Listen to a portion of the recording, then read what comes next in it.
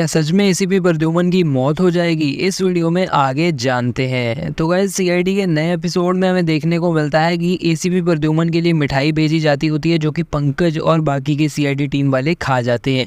उसके बाद केस की ओर आगे बढ़े तो एक बस का कंडक्टर है जिसका जो वॉलेट है वो गुम जाता है एंड बस में वो ढूंढने लगता है अपने वॉलेट को। उसे फाइनली वॉलेट मिल जाता है, आखिरी वाली सीट के नीचे गिरा होता है एंड वो बंदा उसी वॉलेट को उठाने के लिए नीचे झुकता है एंड वहाँ पर एक टनल आ जाती है। यानी कि बस जो है वो एक टनल के ज़रिए जाती है। जब टनल में जाती है एकदम से लाइट बंद हो जाती है, ऑफकोर्स अंधेरा हो जाता है एंड वहीं पे वो बंदा मर गया। उसके बाद उसका गला मिला भी नहीं एंड सारे जो बस में लोग थे वो देखकर शॉक हो गए कि उसकी बॉडी लाश मिलती है एंड वहाँ पे गला नहीं था। उसके बाद डॉक्टर सालुंके बताते हैं कि किसी बहुत ज़्यादा तेज़ धार वाली चीज़ से इसकी जो मृत्यु है वो हुई है, इसको मारा गया है एंड इसका कोई खून भी बिल्कुल भी इनको नहीं मिला है। तो ये बहुत शॉकिंग चीज़ थी कि खून नहीं, उस पर छींटे वगैरह कुछ भी पड़े हुए थे। और सीआईडी वालों को ये भी पता चलता है कि 3 लोग जो मरे हैं वो पहला विक्टिम भी ये रवि बस कंडक्टरी था, दूसरा बंटी कंडक्टर था, तीसरा भी ये अनुज कंडक्टरी थे। यानी कि तीनों जो लोग हैं वो बस कंडक्टरी थे एंड इसी करके अब यही वाली बसेस में दया और पंकज एंड 2 और कांस्टेबल्स को भेजा जाएगा कंडक्टर बनाकर, ताकि वो आगे जाकर पता लगा सके कि कंडक्टर्स को क्यों मारा जा रहा है। एंड वहीं पर हमें अवनी और पूर्वी भी देखने को मिलते हैं। इन्हें पैसेंजर्स बनाकर भेजा गया था, तो इन्हें इन चारों बसेस में भेज दिया जाता है, वही ऐसी बसेस जिनमें एक एक करके मौत हो रही है। तो यहाँ पर एक ये तो चीज़ देखने को मिलती है कि पंकज और जो दया है इनकी मौत नहीं होती है, बच जाते हैं। लेकिन बाकी जो 2 लोग, 2 कांस्टेबल रखे हुए थे दूसरी 2 बसेस में से, उनमें से एक कांस्टेबल मर जाता है। तो गाइस वो कांस्टेबल जो मरता है उसकी जो रिंग थी वो खून से पूरी लगी हुई थी, यानी कि जिसने भी उसको मारा उसके साथ लड़ाई हुई एंड उसकी जो रिंग थी उसमें किसी की स्किन भी रह गई। यानी कि जो भी वो खूनी है उसकी उंगली पे डेफिनेटली जख्म और चोट लगी होगी। तो गाइस डॉक्टर सालुंके बताता है कि खूनी जो था उसने बॉडीज़ में लिक्विड नाइट्रोजन लगाया था, यानी कि किसी न किसी तरह बॉडी में डाल दिया था, जिस करके लिक्विड नाइट्रोजन के कारण ये जो खून है वो जम गया था। एंड इसी करके जब सर कटा भी सारी बॉडीज़ का तब भी कोई खून वहाँ पे बहा नहीं और ज़्यादा खून नहीं फैला। एंड इसी करके कटा हुआ सर की लाशें तो थी लेकिन वहाँ पर खून वगैरह नहीं फैला हुआ था बस में। उसके बाद पता चलता है कि ये जो नाइट्रोजन है वो जिन डीलर्स पे मिलता है, दया ज़्यादातर डीलर्स वो दुकानों को बंद करवा देते हैं। जो 3 डीलर्स हैं जो कि अभी भी है उनके बाहर दया खड़ जाता है बंदे को पकड़ने के लिए। उसे मिलता है एक बंदा जिसकी उंगली पे पट्टी थी एंड वो नाइट्रोजन लेकर बाहर आ रहा होता है।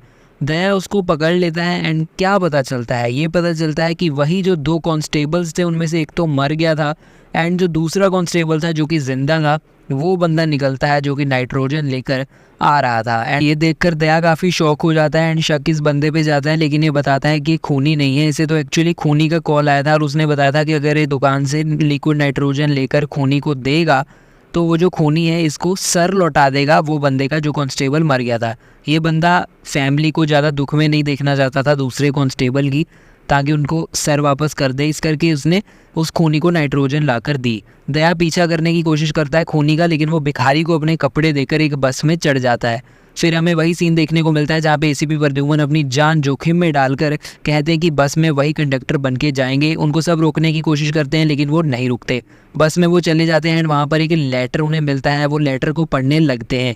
लेटर में लिखा होता है कि सीआईडी वाली टीम है, उनको पता चल गया है खूनी को कि सीआईडी उसके पीछे लगी है। एंड जैसे ही एसीपी इस लेटर को पढ़ते हैं उनको कुछ ना कुछ होने लग जाता है, उनकी सांस एकदम से फूलने लग जाती है बिकॉज उन्होंने इस लेटर को खोला एंड लेटर से कुछ सूंघा एंड इसी करके ये सब इनके साथ होने लग गया। तो उनकी हालत बहुत ख़राब होने लगी। इन्होंने सीआईडी की टीम को यानी कि दया को कॉल करके बता दिया कि खूनी इसी बस में है, जल्दी से जल्दी इस बस में जो भी मर्डरर है उसे पकड़ लिया जाए। सीआईडी की टीम वहाँ पर आ जाती है, बस में फाइनली उन्हें मिल जाती है एक लाश। वो बहुत डर जाते हैं कि एसीपी प्रद्युमन की लाश है, लेकिन उन्हें क्या पता चलता है, उन्हें ये पता चलता है कि ये लाश जो है वो एसीपी की नहीं है, जबकि एसीपी कंडक्टर बन के गए थे। हर बार कंडक्टर का खून होता है लेकिन इस बार एसीपी की नहीं, किसी और की लाश थी। एंड एसीपी प्रद्युमन तो वहाँ पर बिल्कुल ठीक पड़े हुए थे बस की लास्ट वाली सीट में, लेकिन हाँ वो बेहोश हो गए थे। उसके बाद वहाँ पर एक फ़ोन पड़ा था, वहाँ पर किसी की कॉल आती है। इससे पहले सीआईडी की टीम कॉल उठाए वो फ़ोन पहले ही कट हो जाता था। वहाँ पर एक बंदा भी था जो कि बार बार कार में काफ़ी टेंस्ड लग रहा था, काफ़ी गुस्से में लग रहा था, जो कि इस बस का पीछा कर रहा था। दूसरी ओर इसी जो बस है वहाँ पे उन्हें एक चाकू भी मिलता है खून से पूरा भरा हुआ, एंड नाइट विजन गॉगल्स भी मिलती हैं, यानी कि टनल के अंदर जाने के बाद कोई बंदा नाइट विजन गॉगल्स पहन के बस के अंदर ये खून वगैरह करता है। तो वही बंदा आ जाता है जो कि फॉलो कर रहा होता है इस बस को, और वो आकर ये बोलने लग जाता है कि मेरे भाई को किसने मारा है, और वो एक लड़की की पे बंदूक तान कर खड़ा हो जाता है एंड टाइम बॉम्ब भी लगा देता है इस बस के ऊपर। तो गाइस इस तरह से काफ़ी इसने जो है हल्ला मचा दिया। बस के बाहर जो भी लोग खड़े थे वहाँ पर ऑलरेडी सीआईडी की इन्वेस्टिगेशन चल रही थी, और ये बंदे ने आकर और बहुत ज़्यादा हल्ला मचा दिया, टाइम बॉम्ब भी लगा दिया बस के ऊपर, और इसका कहना था कि मेरा भाई किधर है, किसने मारा, मुझे जल्दी मेरा भाई लौटा दो। तो ये सब कर रहा था, लेकिन दया इसको पकड़ लेता है एंड इससे जो गन है वो भी दूर कर लेता है। और दूसरी ओर एसीपी प्रद्युमन जो टाइम बॉम्ब इसने बस के ऊपर लगा दिया था उस टाइम बॉम्ब को डिफ्यूज़ कर देते हैं, यानी कि जो बॉम्ब है उससे किसी की भी मौत नहीं होती है। अब यहाँ पर ये बंदे ने आकर काफ़ी ज़्यादा हल्ला तो मचा दिया था, लेकिन एक्चुअली ऐसा क्यों कर रहा था, ये इस करके कर रहा था क्योंकि वो बताता है कि टोटल 3 भाई थे, यानी कि उसके 2 भाई थे और उनमें से अनुज नाम का बंदा जो कि बस कंडक्टर था वो मारा गया। दूसरी ओर एक और बस कंडक्टर विशाल इस बस में चढ़ा था ताकि वो इस चीज़ को, इस गुत्थी को सॉल्व कर सके, लेकिन अब आज के दिन जो है वो विशाल भी मारा गया। इसी करके बहुत ज़्यादा गुस्से में आ गया, रोकने के लिए बस पे आ रहा था एंड इसी करके गुस्से में लड़की पे बंदूक तान रहा था ताकि ये पकड़ पाए कि किस बंदे ने इसके दूसरे भाई को भी मार दिया। बस इसी करके ये सब कर रहा था अपने भाई के मरने के दुख में। दूसरी ओर टेसी भी कहते हैं कि वो बता देगा कि कौन एक्चुअल खूनी है, एंड वहाँ पर एक औरत खड़ी होती है जिसका मुंह काफ़ी फूला फूला है एंड एक्चुअली प्रेग्नेंट वूमेन बनी हुई है। तो गाइस यहाँ पर एसीपी प्रद्युमन एक्सपोज कर देते हैं कि यही औरत जो है, जो कि एक्चुअल में औरत है भी नहीं, यही खूनी है एंड यही क्रिमिनल है, एंड इसका जो पेट है प्रेग्नेंट वाला वो भी नकली पेट है, एंड वो एक्चुअली वहाँ पर इसने जो लोगों का खून करती है उसके सर यहाँ पर रख ली थी, यानी कि इसके पेट में से उस बंदे का सर निकलता है जो कि बस में मारा गया रिसेंटली, बिकॉज सिर्फ बॉडी मिली थी बस में तो, और जो सर काटा गया था वो तो मिला नहीं था, लेकिन इसके पेट में था। एंड एक्चुअल में ये एक लड़का था जो कि लड़की बनकर और एक प्रेग्नेंट वूमेन बनकर इस बस के ऊपर बस में यानी कि ट्रैवल कर रहा था। तो ये था एक्चुअल खूनी, एंड एसीपी बताते हैं कि उन्हें एक्चुअल में ये चीज़ पता ही कैसे चली। तो सालुंखे ने एसीपी को कॉल करके ये बताया था कि जो स्किन मिली थी अंगूठी के अंदर, वो कांस्टेबल जो कि मारा गया था उसकी अंगूठी के अंदर स्किन आ गई थी लड़ते लड़ते, वो स्किन में मेकअप पाया गया था, वही मेकअप जो कि प्रोस्थेटिक्स में यूज़ होता है।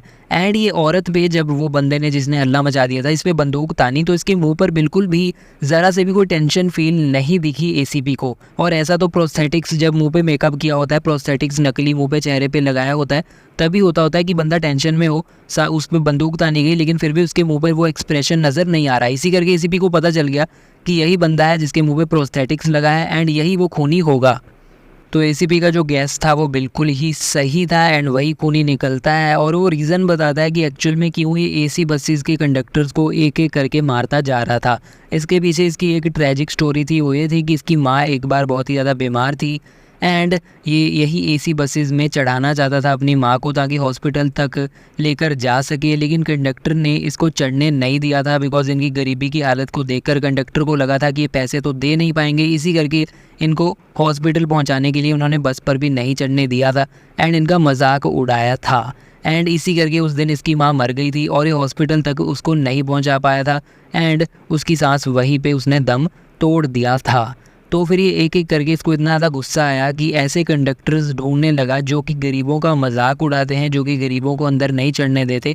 एंड इसने सोच लिया था कि ऐसी एसी बसेस में जहाँ सिर्फ अमीर लोग ट्रैवल करते हैं, जो कि गरीबों को चढ़ने भी नहीं देते एंड गरीबों पे हंसते हैं या फिर गरीबों का मजाक उड़ाते हैं, वैसे कंडक्टर्स वैसे बुरे लोगों को एक एक करके ही मारने लग जाएगा। तो ये थी इसकी तरकीब एंड इस करके ये मर्डर्स करने लग गया था इस तरह के बस वाले कंडक्टर्स का। तो गाइज़ ये था केस सॉल्व्ड। केस तो अच्छा था पर जो एंड में जो खूनी था वो तो काफ़ी पहले ही मुझे पता चल गया था कि यही खूनी होगी। बाकी आप लोग बताओ आपको एपिसोड कैसा लगा। आने वाले दिनों में सीआईडी के रेगुलर और एक्सप्लेन्ड वीडियोस पाने के लिए हमें सब्सक्राइब कर लीजिए और बेल आइकन दबाना ना भूलना। फिलहाल के वीडियो में इतना ही, मिलते हैं अगले वीडियो में। अभी के लिए चलता हूँ, गुड बाय।